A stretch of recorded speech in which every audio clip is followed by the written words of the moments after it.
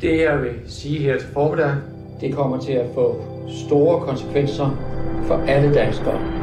Regeringen, og de bakkede op af et enigt folketing, besluttede gradvist over en længere periode at evakuere Danmark på grund af det stigende vandspejl. Har I nogle spørgsmål? Ja. Hvor skal vi så hen? Believe me when I say leaving is the only way. Alle har deres penge i fast ejendom, og det bliver ingenting værd lige pludselig. Man kan jo ikke sælge ejendom i et land, som folk skal flytte ud af. Altså, hele min familie er i Finland. Vi skal op til hele min familie. Hold fast, imens dit hjerte endnu har blod og varme. Om lidt er vi forsvundne. Som boblerne i bækken. Nu giver du mig de penge, der står på min konto. Og de her mennesker, de venter på, at vi betaler deres løn.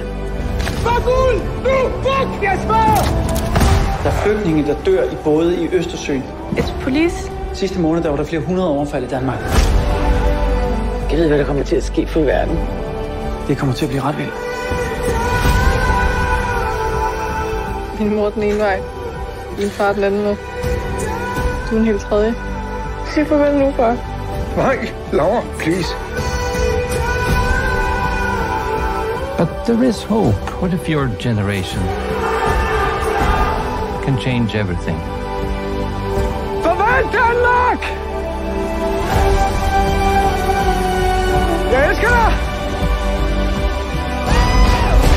Er I klar til verden?